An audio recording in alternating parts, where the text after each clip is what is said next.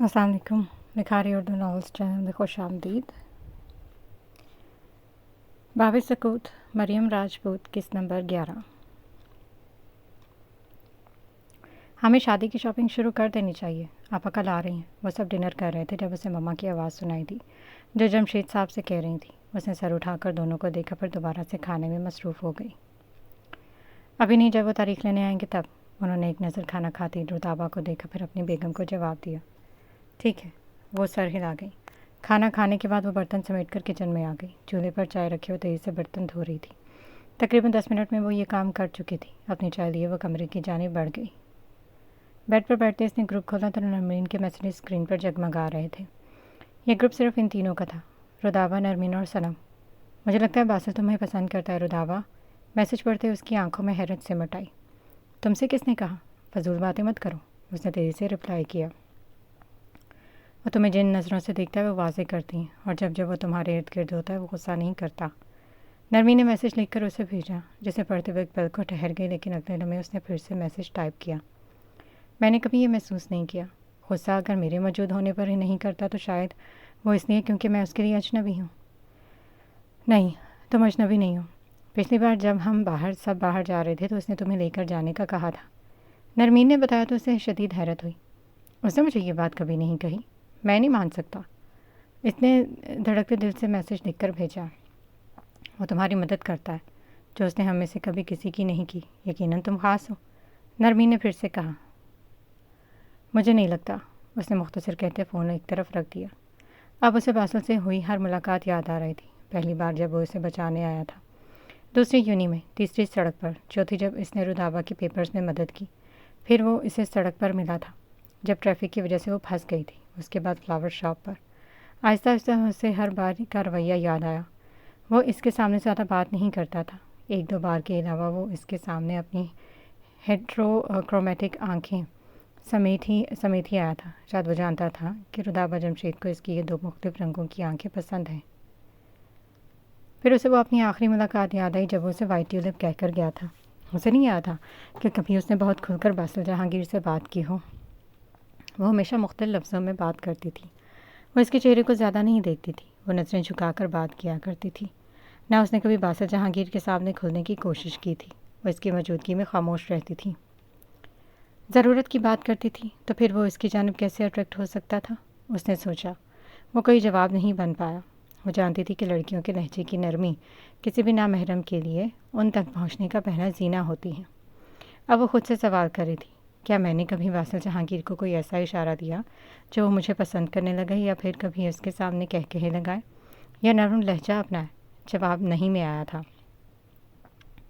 वो जब भी इससे मिली अपनी हद में ही रही, लेकिन एक चीज़ उससे खटकी थी, वो तो लहजा, इसका अपना लहजा।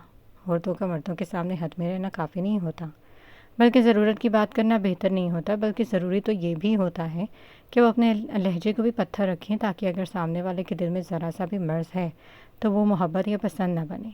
उसने कहीं पढ़ा था और वह सर झुका गई। उसे वाकई अब अपनी गलती का एहसास हुआ था।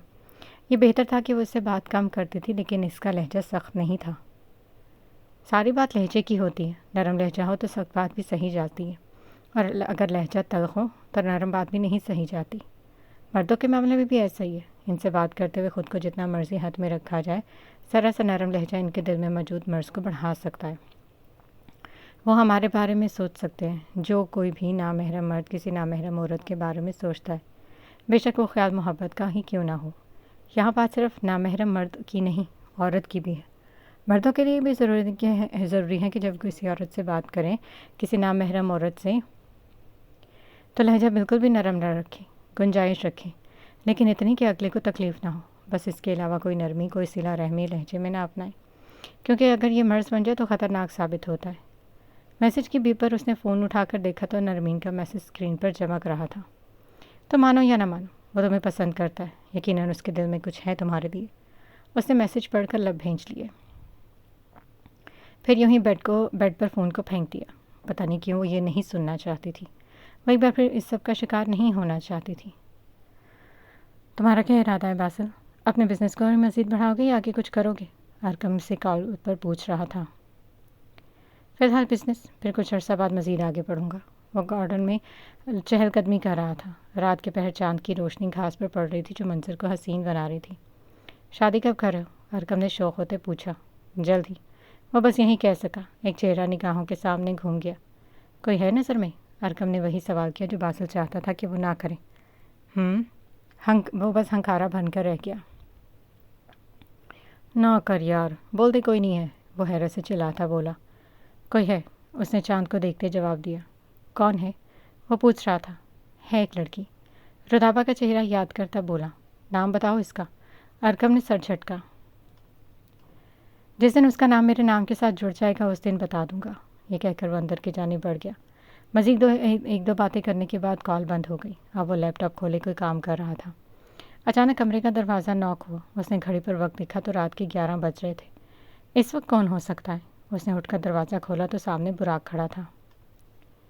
میں اندر آ سکتا ہوں؟ وہ سرخ آنکھوں سے اس سے سوال کر رہا تھا۔ باسل نے پیچھے اٹھتے اسے جگہ دی تو وہ اندر داخل ہوتا کھڑکی کے پاس جا کھڑا ہوا۔ کیا ہوا بھائی، آپ ٹھیک ہیں؟ اب براق کی سرخ آنکھیں دیکھ کر وہ اسے چنبا ہوا۔ میں تم سے کچھ پوچھوں گا، صاف صاف جواب دینا، وہ کہہ رہا تھا۔ پوچھیں، کیا پوچھنا ہے بھائی؟ وہ اس کے پاس آ کھڑا ہوا۔ تم کسی لڑکی کو پسند کرتے ہو؟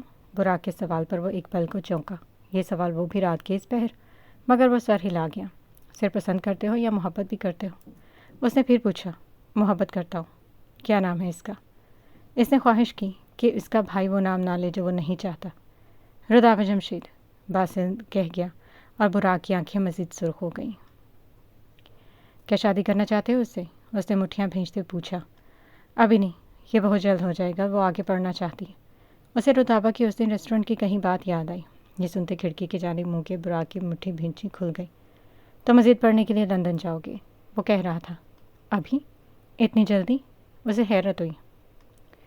ہاں چلے جاؤ، واپس آؤ گے تو تمہاری اس سے شادی کروا دوں گا۔ وہ مڑتا اب اس کے چہرے کو دیکھتا کہہ رہا تھا۔ کیا کچھ ہوا ہے بھائی؟ باسل نے تعجب سے پوچھا۔ نہیں، میں بس چاہتا ہوں کہ تم خوش رہو اس لڑکی سے دور رہ کر، اس نے دل میں کہا۔ میں یوں ہی نہیں جانا چاہتا، میں جانے سے پہلے اس سے نکاح کرنا چاہتا ہوں، وہ کہہ گیا۔ وہ نکاح اتنی جلدی کرنے کے لیے نہیں مانیں گے، ہو سکتا ہے وہ انکار کر دے۔ اس نے آخری پتا پھینکا۔ باسل سر ہلا گیا۔ ٹھیک ہے، وعدہ کریں جب میں آؤں گا تو آپ میرے لیے اس کا ہاتھ مانگیں گے؟ اس نے وعدہ کرنے کے لیے ہاتھ آگے بڑھایا۔ میں وعدہ کرتا ہوں جب تم لندن سے واپس آؤ گے تو تمہارا نکاح اس سے کروا دوں گا۔ اس نے باسل کے ہاتھ سے ہاتھ ملایا، لیکن دل میں وہ اس وعدے پر قائم نہ رہنے کے لیے اللہ سے معافی مانگ چکا تھا۔ اتنی جلدی انتظامات ہو جائیں گے؟ باسل اس کے چہرے پر ایک نظر ڈالتا بولا۔ ہاں، یہ میری ذمہ داری، تم بس اپلائی کر دو، وہ کہہ کر کمرے سے باہر نکل گیا۔ باسل جہانگیر نے اسی رات یونیورسٹی آف لندن کے لیے اپلائی کر دیا تھا۔ براق جہانگیر کی بات پوری ہو گئی۔ اب وہ بہت جلد پاکستان سے دور جانے والا تھا، اور شاید اپنی محبت سے بھی۔ کنج حیرت سے چلے دشتے زیاں تک لائے، کون لا سکتا ہے ہم دل کو جہاں تک لائے۔ وقت کا کام گزرنا ہے اور گزر گیا، اور ایک ماہ گزرتا گیا۔ اس ایک ماہ میں بہت کچھ بدلا تھا۔ پھپھو عمرے سے آ چکی تھی، شادی کی تیاریاں مکمل تھیں، اگلے ہفتے شادی تھی۔ اس نے ابھی اپنی کسی دوست وغیرہ کو نہیں بتایا تھا۔ راسم بھی لندن سے آ چکا تھا۔ حیرت انگیز طور پر وہ رودابا کے ساتھ ٹھیک تھا۔ وہ لوگ ایک دو دفعہ شادی کی شاپنگ کے لیے ایک ساتھ گئے تھے۔ اس کے علاوہ رودابا بھی خوش تھی، شاید یہی اس کا نصیب تھا۔ کبھی کبھی اسے جب وہ یاد آتا تو چپ ہو جاتی یا مصروف، کیونکہ ابراہیم نے نہ کوئی رابطہ کیا نہ کوئی پیغام۔ وہ اس بات پر یقین دے آئی تھی کہ اس شخص کی محبت اس کے نصیب میں نہیں۔ حالانکہ دل میں ہوتی تکلیف چہرے پر واضح ہوتی، وہ نظر انداز کر دیتی۔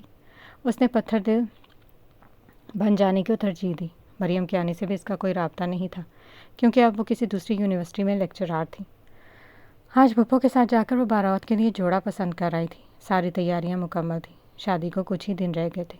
آج شام وہ کہ اچھا موسم دیکھ کر فلاور شاپ پر چلی آئی۔ آج اتوار تھا اور اس کا نکاح ہفتے کو تھا۔ وہ جانتی تھی اس کے بعد وہ یہاں کبھی نہیں آ سکے گی۔ بلیک لانگ فراک پر بلیک ہی کیپری نما ٹائٹس اور اوپر گرے کوٹ پہنے، سر پر بلیک حجاب کیے ہوئے تھی۔ اس ایک ماہ میں وہ ان میں سے کسی سے نہیں ملی تھی، نہ نرمین، نہ صنم، اور نہ ہی ارکم یا نبراس۔ البتہ باسل ایک دو بار راستے میں آتے جاتے ٹکرایا تھا۔ وہ دونوں ملے بھی تو بات نہیں کی تھی، لیکن اسے یہ ضرور پتہ چلا کہ باسل جہانگیر پڑھنے کے لیے بیرون ملک جا رہا ہے۔ کون سے ملک جانتا ہے؟ जा रहा है ये बात वो नहीं जानती थी। यूं ही सोचों में गुम वो पैकेट्स में से नए फूल निकाल रही थी जो अभी थोड़ी देर पहले दुकान का मालिक रख कर गया था, जब अचानक उसे किसी की आवाज़ सुनाई दी। अस्सलाम वालेकुम। वो इस आवाज़ को फ़ौरन पहचान चुकी थी। मुड़ते हुए उसने सलाम का जवाब दिया, फिर अपने हाथ टिश्यू से साफ़ करते इसकी जानिब बढ़ी। उसे आज बासिल जहांगीर के यहाँ आने पर हैरत नहीं हुई थी। कौन से फूल चाहिए आपको? उसके सवाल पर सामने खड़े शख्स ने एक नज़र स्याह हिजाब को देखा, फिर उसके लब हिले। स्याह गुलाब। वो हिजाब के हाले में लिपटे इसके चेहरे को देखता कह रहा था। उसे लम्हे रुताबा को याद आया कि इसने नकाब नहीं कर रखा। वो तेज़ी से मास्क ऊपर कर दिया, फिर पलट गई जहाँ फूल पड़े थे, और वो इधर उधर देखने के बाद मुड़ी। स्याह गुलाब नहीं है, उसने बासिल को देखते जवाब दिया। उसने क्यों झूठ कहा था? हालांकि अभी थोड़ी देर पहले वो जिस बॉक्स में से फूल का पैकेट निकाल रही थी उसमें स्याह गुलाब थे। स्याह गुलाब नहीं है? बासिल की आंखों में हैरत धर आई। इस दुकान पर हर रंग के गुलाब हुआ करते हैं, तो फिर स्याह गुलाब क्यों नहीं थे? आप एक बार फिर चेक करें, होगा स्याह गुलाब, वो फिर से बोला। और अगर फिर भी ना मिला तो? उसने मकान के अंदाज में सवाल किया। तो मैं अपने स्याह गुलाब को लिए बगैर नहीं जाऊँगा। वो कह गया। रुदाबा की आंखों में अजीब सा तासुर डर आया। वो झुकी और डब्बे में से सबसे आखिर में पड़े स्याह गुलाब के बुके उठा के इसकी जानिब बढ़ाए। आपकी किस्मत अच्छी थी जो आपको स्याह गुलाब मिल गए। ये कहते उसने बुके बासिल को पकड़ा दिया। बुके पर प्राइस लिखी हुई थी। उसने प्राइसेस देखकर 1000 का नोट इसकी जानिब बढ़ाया तो वो थाम गई। अब वो दराज से उसे देने के लिए बकाया निकाल रही थी, लेकिन वहाँ 1000 के सिर्फ 2 नोट पड़े थे। शायद दुकान का मालिक खुले पैसे अपने साथ ले गया था। चेंज नहीं है मेरे पास, आपके पैसे अगली बार वापस कर दूंगी। उसने बासिल को एक नज़र देखते आंखें मोड़ी। मेरे पैसे आप पर उधार थोड़ी हैं, वो कहता पलट गया, जबकि रुदाबा को इसके समझने में कुछ वक्त लगा था। जब तक वो जा चुका था। मुझ पर ना सही, दुकान के मालिक पर तो उधार है ना, अगली बार वापस कर दूंगी। वह बड़बड़ाती हाथ में 1000 का पकड़ा नोट टेबल के दराज में रखा। तकरीबन 2 घंटे गुजर चुके थे। रात के साए फैलने लगे। दुकान का मालिक आ चुका था। वह दुकान से बाहर निकलती सड़क की जानिब चल दी। उसे अकेले ही घर जाना था। आज पहली दफ़ा वो इतनी लेट हुई थी। डर तो नहीं लग रहा था, लेकिन फिर भी वो तेज़ी से धड़कते दिल के साथ आयतुल कुर्सी पढ़ती आगे बढ़ रही थी। टैक्सी या रिक्शा लेने का रिस्क वो नहीं उठा सकती थी, क्योंकि अब उसे डर लगता था। तकरीबन 5 मिनट बाद उसने महसूस किया कि कोई इसके साथ साथ चल रहा है। उसे थोड़ा अजीब लगा। ये कौन हो सकता है? कोई राहगीर या फिर? उसे आगे सोचते की बजाय मज़ीद में चेहरा मुड़ा। साथ चलते शख्स को देखकर उसको वाकई हैरत का झटका लगा। आप? वो बस यही कह सकी, फिर कदम तेज़ कर दिए। बासिल ने भी कदमों की रफ्तार तेज़ कर दी। आप फिर से इस तरह अकेली जा रही हैं? वो तंजिया कह रहा था या मलामत, वो समझ नहीं सकी। आप हमेशा मुझसे ही रास्ते में क्यों टकरा जाते? रुदाबा ने सवाल किया। बासिल ने चेहरा मुड़कर सामने नजरें किए चलती लड़की को देखा, फिर अपने हाथों में पकड़े इसी बुकी को जिसने शाम में उससे ख़रीदा था। जब मंजिल एक हो तो रास्ते टकरा ही जाते, वो कह गया। रुदाबा एक पल खामोश रही। रास्ते एक जैसे हो सकते हैं, मंजिल नहीं, क्योंकि हर एक शख्स की मंजिल अलग है, उसने धीमे लहजे में कहा। और जो कोई किसी के साथ सफ़र करने की खातिर उसकी मंजिल ही चुन ले? उसने सवाल किया। आंखों में कुछ वाज़े हुआ। रुदाबा का दिल शिद्दत से धड़का। उसे कुछ याद आया। उसने अपने कदमों को देखा, फिर सर झटक दिया। किसी के साथ फ़कत रास्ता तय करने की खातिर जब इसकी मंजिल चुन ली जाती है तो ये तय है कि आपके कदम ज़ख्मी, दिल मुर्दा और वजूद बेबस हो जाएगा। लेकिन आप इस मंजिल तक नहीं पहुंच सकते जो किसी की है। किसी के सफ़र की दुश्वारियां अपने सर लेकर भी हम अपनी मंजिल नहीं पा सकते, जब तक कि हमारी मंजिल इससे भी ज़्यादा बेहतरीन ना हो। अगर हम ये सब मोहब्बत में करें, पता नहीं कैसे, लेकिन इसके लबों से अदा हो गया। रुदाबा का अपना वजूद सर्द पड़ता महसूस हुआ। आंखें भर आई। उसने भी तो अपनी मंजिल छोड़कर सिर्फ एक शख्स के साथ रास्ता तय करने की ख्वाहिश की थी, वो भी तो इसकी मोहब्बत था। तो क्या हुआ इसके साथ? इज़्ज़त नफ्स रुंधी गई, दिल मर गया, कदम शल हो गया और उसका वजूद गुम हो गया। वो इब्राहिम की मंजिल तक नहीं पहुंच सकी, क्योंकि उसकी मंजिल था ही नहीं। उसे साथ चलते बासिल जहांगीर का ख्याल आया तो चेहरा बाएं जाने मोड़ती आंसुओं के गोले को गले में उतारती बोली, मोहब्बत हमारी होती तो फ़ैसला भी हमारा होता है। हर इंसान का फ़ैसला उसका अंजाम चुन लेता है, चाहे फिर वो अंजाम मौत हो, दरबदरी हो या मोहब्बत का मिल जाना। उसका घर आ गया था, वो रुक गई। मेरी मंजिल आ गई, आपको अगला सफ़र मुबारक हो, ये कहकर वो आगे कदम बढ़ाए। रुदाबा रुकी। वह अचानक उसे पुकार बैठा। वो रुक गई, फिर पलटी, उसे सवालिया निगाहों से देखने लगी। یہ گلاب لے لیں، یہ میں نے آپ کے لیے ہی لیے تھے۔ اس نے بکے آگے بڑھایا۔ میرے لیے؟ اسے تحیر سے باسل جہانگیر کے چہرے پر نظر ڈالی۔ اس کی ہیٹروکرومیٹک آنکھیں دیکھتی وہ نگاہیں نہ پھیر سکی۔ وہ مزید کہہ رہا تھا، منزل پر پہنچ کر آپ مجھے یہ پھول واپس کر دیجیے گا۔ وہ کہتا اسے وہ سیاہ پھولوں کا بکے تھمایا۔ وہ اس کی بات سمجھ نہیں سکی اور وہ پلٹ گیا۔ ہمیشہ کے لیے یا کچھ وقت کے لیے، یہ وقت بتانے والا تھا۔ اپنے گھر کے گیٹ پر کھڑی ردابا نے وہ سیاہ گلاب دیکھے جن میں ایک چٹ لکھی تھی۔ اس نے وہ چٹ کھول کر پڑھتے جھٹکے سے سر اٹھایا، لیکن وہ جا چکا تھا۔ جو خیال تھے ناقص تھے وہی لوگ مجھ سے بچھڑ گئے، جو محبتوں کے احساس تھے وہی لوگ مجھ سے بچھڑ گئے، جنہیں مانتا ہی نہیں یہ دل وہی لوگ ہیں میرے ہم سفر، مجھے ہر طرح سے جو راز تھے وہی لوگ مجھ سے بچھڑ گئے۔ گل، خاقان نے لان میں لیپ ٹاپ لیے بیٹھے گل کو پکارا۔ جی؟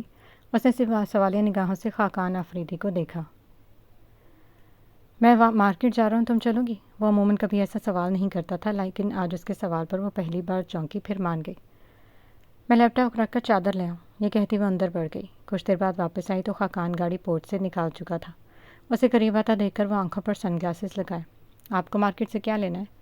اس نے سوال کیا۔ خاقان جو مصروف سا ڈرائیو کر رہا تھا ایک نظر دیکھتا پھر سڑک پر نظریں جما دی۔ کچھ ضروری سامان، وہ بس یہی کہہ سکا۔ گل سر ہلا دیا۔ تقریباً 20 منٹ کے سفر کے بعد وہ لوگ مارکیٹ پہنچ چکے تھے۔ اس نے اترتے اپنے چہرے پر نقاب درست کیا۔ خاقان گاڑی لاک کرتا اس کی جانب بڑھا تو وہ اس کو اپنے ساتھ لی اندر کی جانب بڑھ گئی۔ مجھے چوڑیاں لینی ہیں، اچانک اس نے خاقان کو پکارتے کہا۔ تو لے لیں، منع کس نے کی ہے؟ وہ اس کی نقاب سے جھانکتی آنکھوں کو دیکھتا کہہ رہا تھا۔ گر نے سر ہلا دیا۔ آپ میرے ساتھ یہاں پر رکیں، اس نے کہتے چوڑیوں کی دکان کی جانب قدم بڑھائے۔ میرے رکنے سے کیا ہوگا؟ وہ دکان کے دروازے پر کھڑا کہہ رہا تھا۔ گل جو اندر جا رہی تھی رک گئی، پھر پلٹی۔ میں گم نہیں ہوں گی، یہ کہتے وہ اندر چلی گئی۔ خاقان کے لب بھینچ گئے، وہ مسکرا نہیں سکا تھا۔ اس نے فون پاکٹ سے نکالتے کسی کو پیغام بھیجا اور پھر دکان کے دروازے کے باہر پاس کی جانب کھڑا ہو گیا۔ کچھ دیر بعد سامنے سے کوئی آتا دکھائی دیا۔ اس کا دل بے اختیار دھڑکا۔ کچھ غلط کرنے کا احساس شدت سے ہوا، لیکن پھر وہ دل کی پکار نظر انداز کر گیا۔ وہ اب چلتا ہوا خاقان کے پاس آ چکا تھا۔ آخر تم نے میری امید کو غلط ثابت کر ہی دیا خاقان آفریدی۔ بلیک شرٹ اور گرے پینٹ پہلے ہلکے براؤن بالوں کو بے پرواہی سے ماتھے پر بکھرائے اسے آنکھوں والا شخص اندر چوڑیاں کلائی پر پہنتی چیک کرتی لڑکی کو دیکھتا قدم اس کے خاقان کے کندھے پر ذرا سی تھپکی دے کر اندر بڑھ گیا۔ پیچھے خاقان 2 پل وہیں رکا رہا، پھر گاڑی جہاں پارک کی تھی وہاں پلٹ گیا۔ اب اس کا یہاں پر کوئی کام نہیں تھا۔ آپ کی کلائی پر گہرے رنگ کی چوڑیاں اچھی لگیں گی، اسے اپنے بہت قریب سے آواز سنائی دی۔ وہ حیرت سے پلٹی۔ کوئی سامنے ریک میں پڑی چوڑیوں کو دیکھتا کہہ رہا تھا۔ وہ یقیناً اسے ہی دیکھ رہا تھا کیونکہ آس پاس کوئی تیسرا وجود اسے دکھائی نہیں دیا۔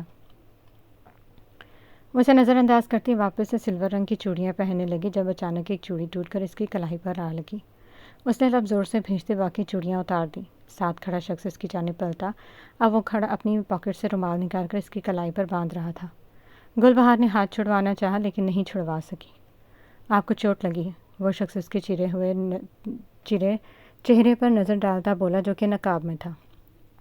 گل نے تیزی سے اپنے ایک ہاتھ سے چادر ٹھیک کی، پھر 2 قدم پیچھے ہو گئی۔ وہ پھر سے چوڑیاں دیکھنے لگی، لیکن اب وہ پہن کر نہیں دیکھ رہی تھی، بس سائز یا کلر دیکھ کر واپس رکھ دیتی۔ مزید 5 منٹ بعد وہ شخص منا۔ اس کے ہاتھ میں آلیو گرین کلر کی ویلویٹ کی چوڑیاں تھیں۔ وہ ان چوڑیوں کو اس کی جانب بڑھایا۔ یہ آپ کی کلائی میں آرام سے آ جائیں گی، لگیں گی بھی نہیں، وہ کہہ رہا تھا۔ گل نے حیرت سے اسے دیکھا پھر سر نفی میں ہلا دیا۔ اجنبیوں سے میں تحفے نہیں لیتی، میں خود دیکھ لوں گی، یہ کہتی وہ پلٹی، لیکن پھر اس کی پکار پر رک گئی۔ اجنبی ہوتا تو آپ کی کلائی پر یہ نہ باندھتا، اس نے رومال کی جانب اشارہ کیا۔ گل اس سے پہلے کہ اس کے رومال کو اپنی کلائی سے اتارتی وہ اسے روک گیا۔ ٹھیک ہے، تحفہ سمجھ کر نہ لیں، آپ ان چوڑیوں کی پیمنٹ کر دیجیے گا، یہ کہہ کر وہ چوڑیاں پاس گلاس ٹیبل پر رکھتا آگے بڑھ گیا۔ پیچھے گل نے اس اجنبی انسان کی عجیب بات پر سر نفی میں ہلاتے وہ چوڑیاں اٹھائیں۔ یہ کلر اسے اچھا لگا تھا۔ وہ کاؤنٹر کے قریب گئی، بل پے کر کے اس نے قدم باہر کی جانب بڑھا دیے۔ وہ باہر آئی تو خاقان کہیں نہیں تھا۔ اسے اچانک سے خوف محسوس ہوا۔ وہ یہاں اکیلی تھی، یوں بھرے بازار میں اکیلی تھی، لوگ آ جا رہے تھے اور وہ خاقان کو ادھر ادھر تلاش کر رہی تھی۔ جب کسی نے اس کے کندھے پر ہاتھ رکھا تو بری طرح سے ڈرتی پلٹی۔ سامنے خاقان کھڑا تھا، اسے جیسے سکھ کا سانس یاد آیا۔ کہاں جا رہی تھی گل؟ وہ اسے دیکھتے پوچھنے لگا۔ کہیں نہیں، آپ کہاں چلے گئے تھے؟ میں ڈر گئی تھی۔ وہ سر جھکا گئی۔ خاقان کو وہ آج سے 4 سال پہلے بھی گلالہ لگی۔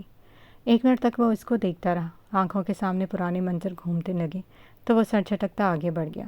گل بھی اس کے پیچھے چل دی۔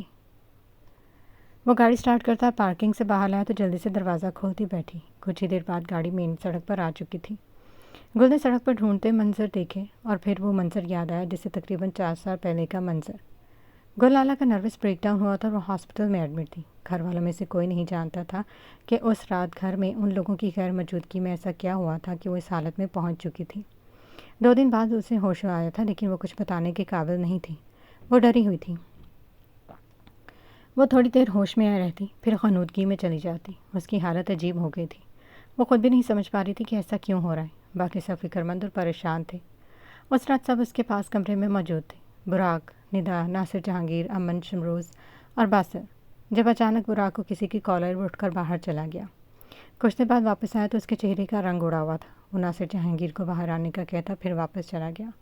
ناصر جہانگیر نے ندا جہانگیر سے بھی اٹھنے کا کہتے باہر کی جانب قدم بڑھا دیے۔ امن، شمروز اور باسل گلالہ کے ساتھ باتوں میں مصروف تھے۔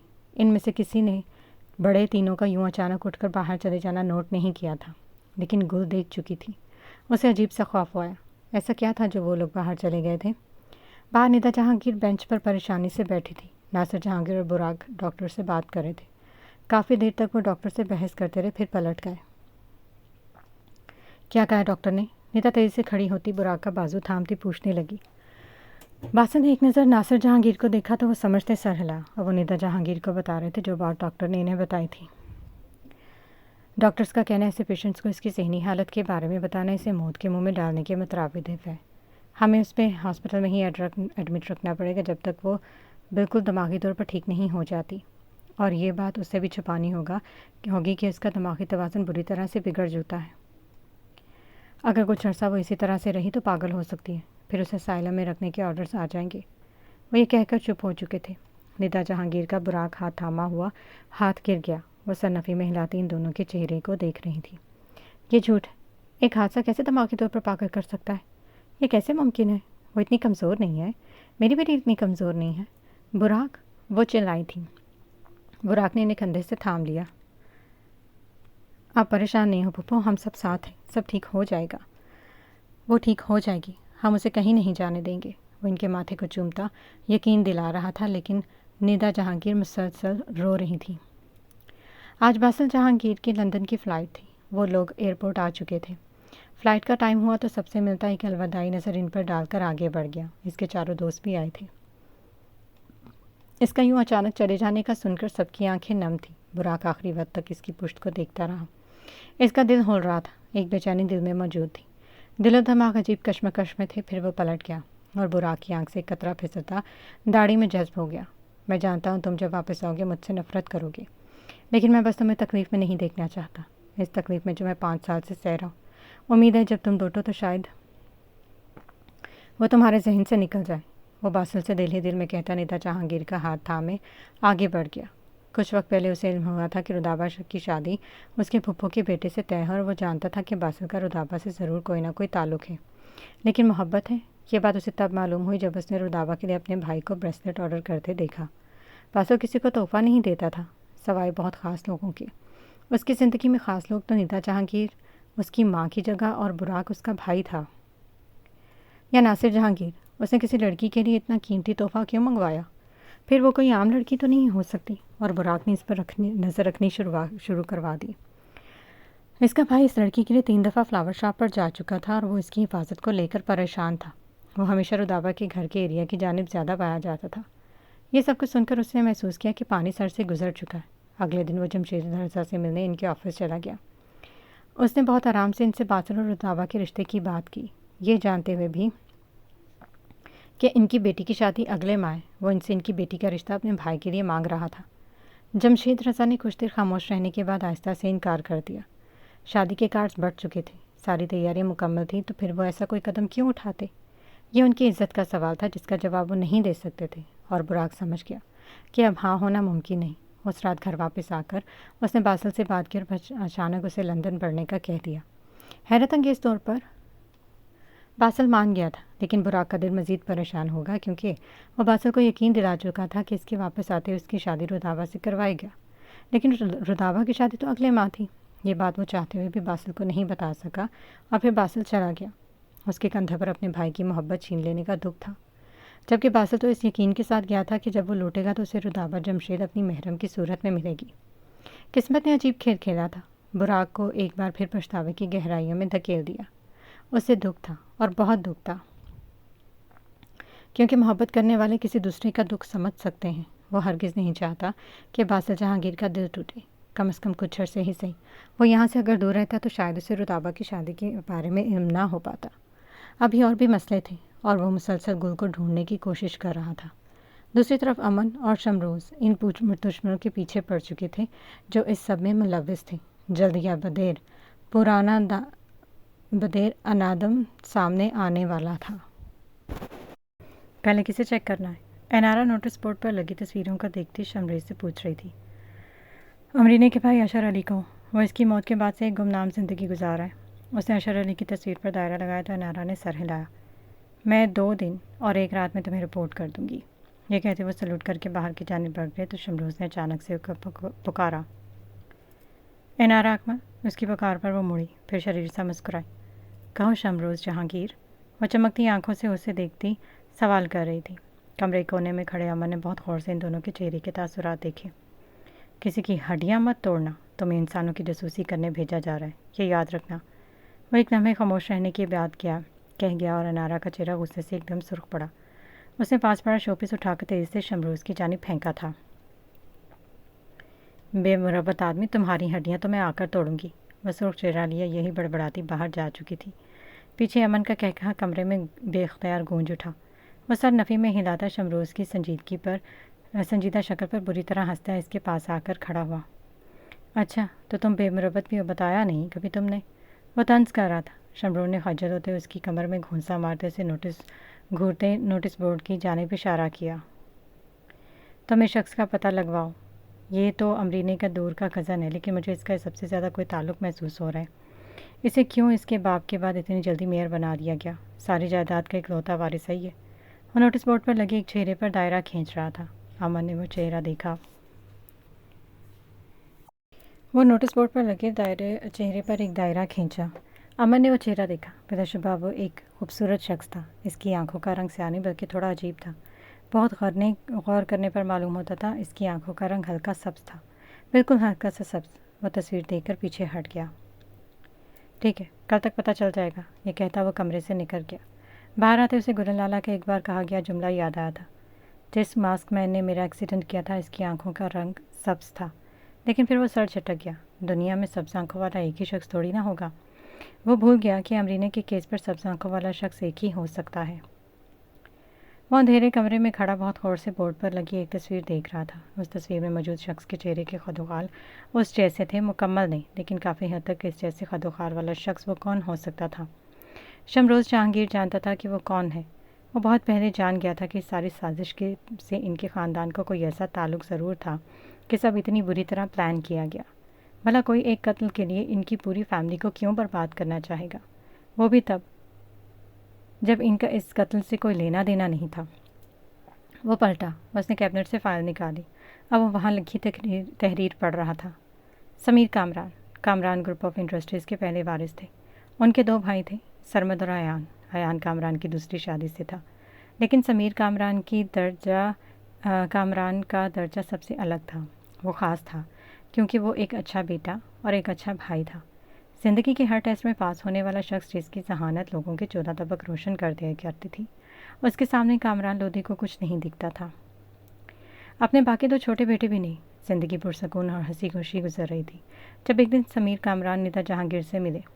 जहांगीर ग्रुप ऑफ इंडस्ट्रीज़ के मालिक की बेटी, उनकी दोस्त की बहन निदा जहांगीर, वो भी इनकी ही तरह जहानत में अव्वल थी। जिस दिन इनकी डील जहांगीर ग्रुप से हुई उसके बाद वो हर मुमकिन कोशिश करते कि निदा से मिल सके, मीटिंग के बहाने या अपने दोस्त के घर जाकर। इसी तरह 1 साल गुजर गया। निदा को भी वो अच्छे लगने लगे थे।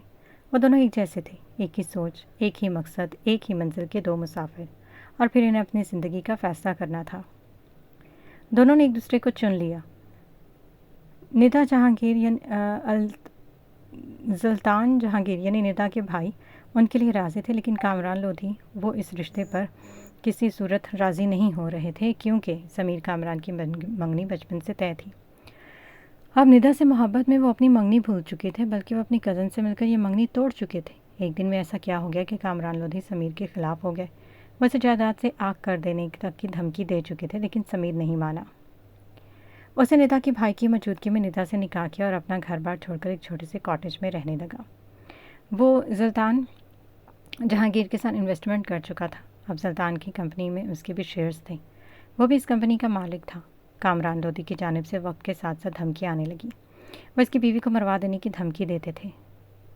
2 سال بعد اس کے گھر بیٹا ہوا۔ وہ بہت خوش تھا۔ وہ اپنے بیٹے سے اپنے بابا کو ملوانے لے کے گیا، لیکن اس پر اس کے گھر کے دروازے بند کر دیے گئے تھے۔ اسے کہا گیا کہ وہ ندا کو چھوڑ دے اور اپنے بیٹے کو یہاں سے لے کر آ جائے تو وہ اسے قبول کر لیں گے، ورنہ وہ اس کی اولاد کی شکل تک نہیں دیکھیں گے۔ وہ واپس لوٹ آیا۔ اس نے اپنے کریئر پر محنت شروع کر دی۔ ندا کے ساتھ مل کر اس نے ایک کمپنی کی شروعات کی۔ دونوں کی ذہانت اور محنت تھی۔ کمپنی دونوں دنوں اور مہینوں میں کامیابی کی بلندیوں پر پہنچ گئی۔ پھر تقریباً 5 سال گزر گئے۔ سب ٹھیک ہو گیا۔ اس کی فیملی ایک ہیپی فیملی تھی، بیوی بچہ۔ اسی دوران میں اللہ نے سمیر کامران کو ایک بیٹی سے نوازا۔ اس دن وہ پھر سے گیا اپنے بابا سے ملنے، ان کو اپنی اولاد دکھانے، ایک بار پھر معافی مانگنے، لیکن اسے پھر دھتکارا گیا اور اس بار وہ سہ نہیں سکا تھا۔ اسے ہارٹ اٹیک آیا۔ ندا پر تو قیامت ٹوٹ پڑی تھی، لیکن اس کے ساتھ سلطان جہانگیر تھا۔ اس نے سب سنبھال لیا۔ وہ لوگ ندا کے گھر کے پاس شفٹ ہو گئے تھے۔ وقت پر لگا کر اڑا۔ سمیر پھر بھی اپنے گھر واپس نہیں لوٹ پاتا ہے۔ وہ سمجھ گیا تھا کہ اس کے اپنوں کے دل سخت نہیں تھے بلکہ پتھر تھے جو اب کبھی نہیں پگھلنے تھے۔ اس کی بیٹی وہ بہت پیاری تھی، سرخ بالوں والی چھوٹی سی گڑیا۔ وہ کسی چیز سے نہیں ڈرتا تھا، لیکن وہ اپنی بیٹی کے برے نصیب سے ڈرتا تھا۔ اسے اپنی بیٹی کے لیے ہمیشہ ہر چیز کو پیچھے چھوڑ دیا۔ وہ اپنے ننھے ننھے ہاتھوں سے اس کا سر دباتی تھی تو سمیر کامران کو دنیا جنت محسوس ہوتی۔ اسے شمروز سے بھی بہت پیار تھا، لیکن گل لالا خاص تھی، چھوٹی سی لاڈلی سی گڑیا۔ اور پھر اس دن بھی وہ گل لالا کے لیے اس کی فرمائش پر کیٹ لینے گئے تھے، لیکن واپسی میں اس کی کار کا ایکسیڈنٹ ہو گیا۔ نہ گل لالا کی کیٹ آئی اور نہ ہی اس کے پرنس بابا۔ وہ 6 سال کی تھی اور شمروز 12 سال کا۔ ندا جہانگیر سمیر کی موت کے صدمے سے کبھی ابھر نہیں سکی تھی۔